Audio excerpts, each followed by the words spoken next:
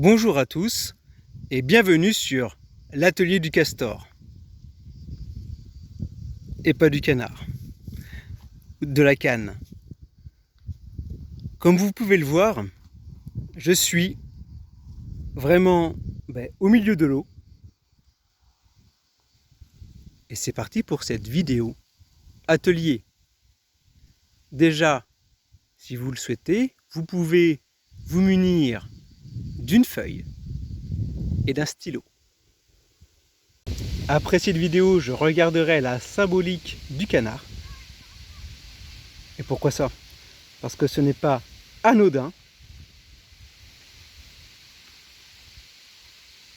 que ces petites cannes viennent par ici s'inviter dans cette vidéo. C'est toujours magnifique d'être au milieu de la nature, au milieu de l'eau pour le coup. L'axe de cette vidéo est bâtir, action, accomplir. En intro, comme je l'ai dit dans la vidéo précédente et aussi en tout début d'année, selon moi, 2025 est une année de concrétisation. Depuis, j'ai pu le constater vis-à-vis de moi-même et aussi chez des amis.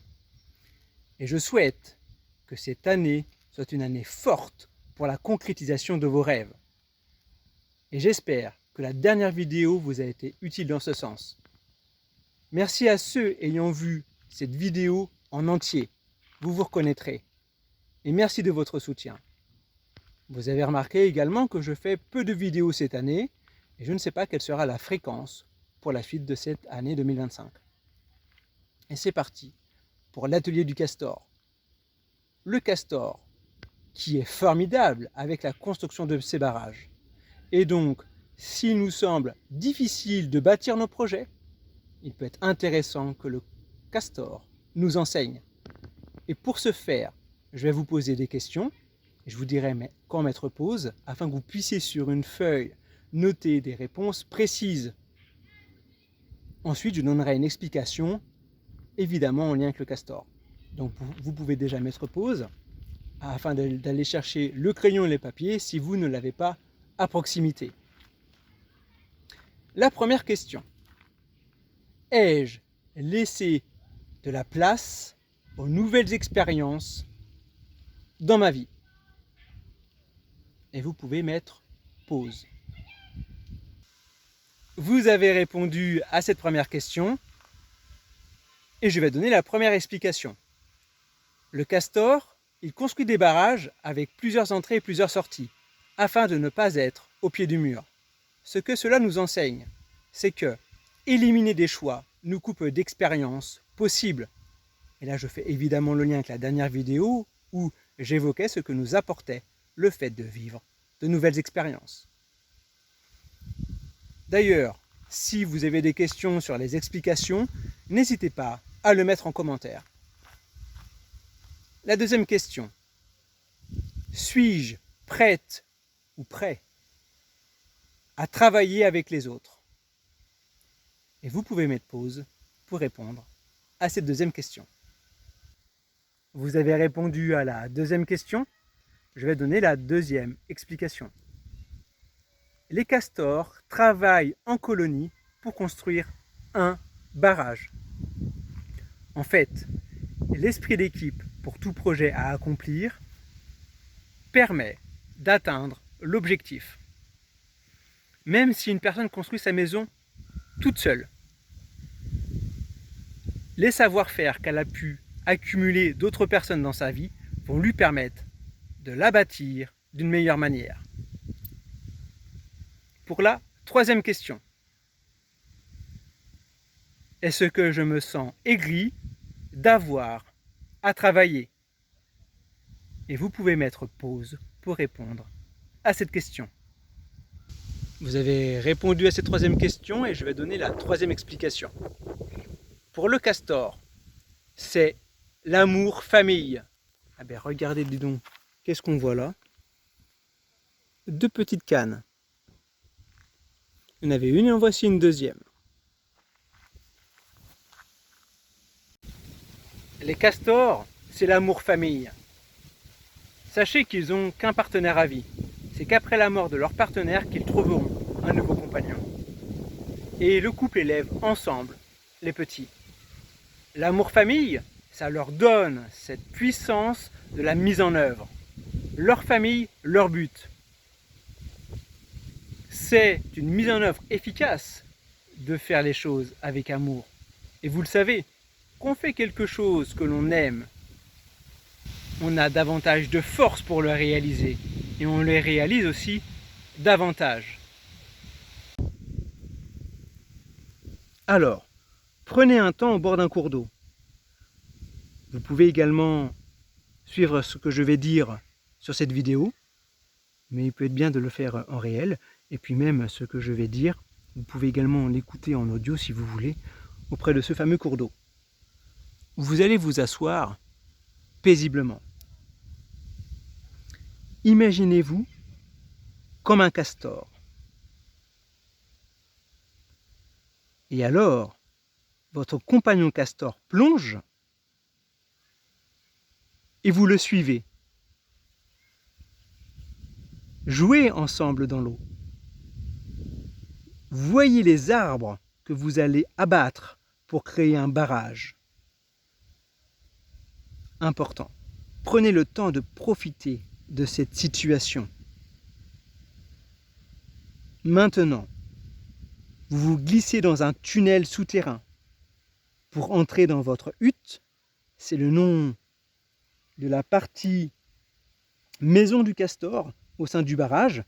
En fait, lorsqu'ils entrent, il y a d'abord une première tanière où ils vont se sécher afin de ne pas mouiller la partie où ils vont vivre.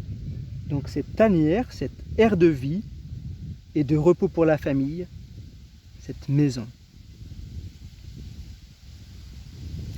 Donc en entrant dans le barrage, dans ce tunnel souterrain, séchez votre pelage, puis rejoignez dans la tanière votre compagnon. Vous vous sentez heureuse, heureux, confiante ou confiant et détendu. Prenez également un temps d'attente pour voir ce qu'il se passe et profitez pleinement du moment. Quatrième question. Est-ce que je rêve ou j'agis selon mes élans créateurs? Vous pouvez mettre pause pour répondre à cette question. Je donnerai l'explication ensuite. Vous avez répondu à la quatrième question.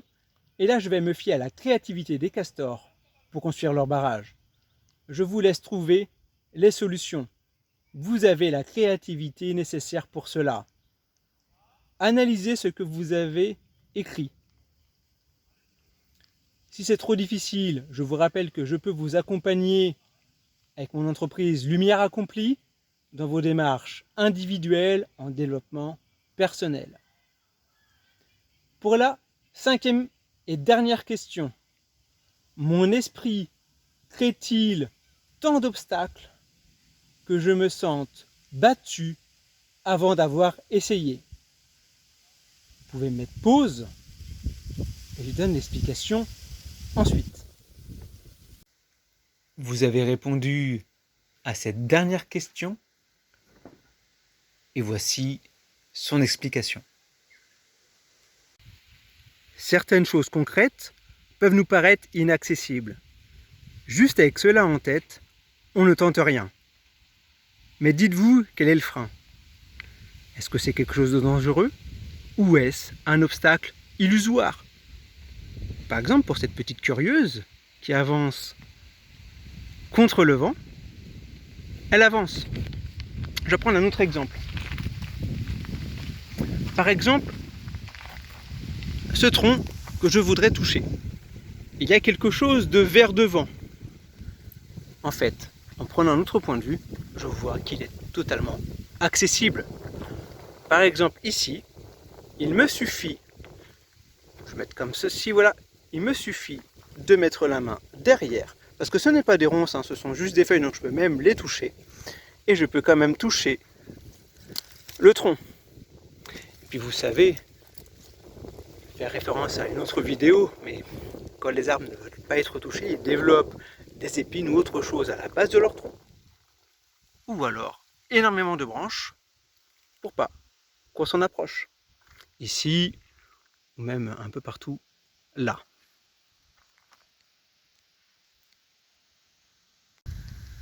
Et malgré le vent, je leur montre, nous pouvons atteindre notre but.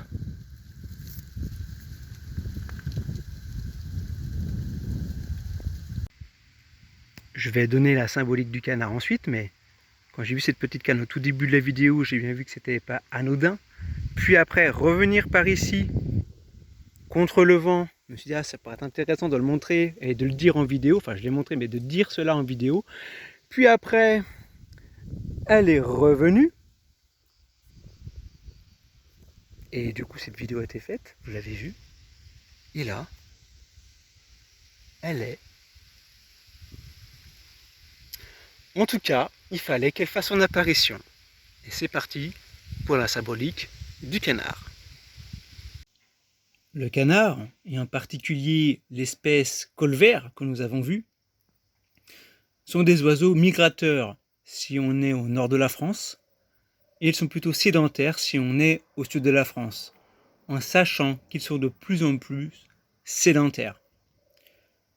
Ça va bien avec la première question, on se demandait est-ce qu'on laissait de la place pour de nouvelles expériences, et en passant d'oiseaux migrateurs à oiseaux sédentaires, on laisse bien ici de la place à de nouvelles expériences. Ensuite, pour la deuxième question, est-ce qu'on était prêt à travailler avec d'autres personnes? Vous savez, les oiseaux migrateurs ne voyagent jamais seuls. Ils voyagent en groupe. Ils voyagent en formation. Et par cela, ils nous montrent que c'est plus efficace quand nous travaillons ensemble, plutôt que de s'isoler. Ensuite, c'est la question, est-ce qu'on se sent aigri à travailler? Et sachez que les oiseaux migrateurs prennent chacun à leur tour la tête de la formation. Et ensuite, ils laissent la place à quelqu'un d'autre avant d'aller en arrière. Ensuite, la quatrième question, c'était est-ce qu'on est plutôt sur le rêve ou est-ce qu'on utilise ses talents créateurs? Sachez que la canne du colvert, on peut dire qu'elle est créatrice pour créer du rêve, puisqu'elle a une technique bien à elle pour faire fuir les prédateurs. Elle feint une blessure en battant des ailes et elle pousse des cris de détresse. Et la cinquième partie, est-ce que les obstacles, c'est dangereux ou alors est-ce que ce sont juste des illusions? Sachez qu'avec cette capacité qu'avait la canne à faire fuir les prédateurs par la feinte, le colvert était vu comme un spécialiste de la stratégie. Pour les Celtes, utiliser l'enseignement du colvert était utile sur le champ de bataille. Donc on voit pourquoi cette fameuse canne est venue, comme le castor. Le canard colvert correspond à tous ces critères.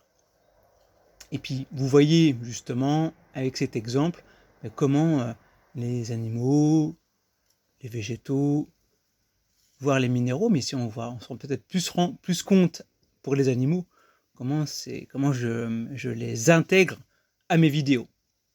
Voilà pour l'explication sur cette fameuse canne.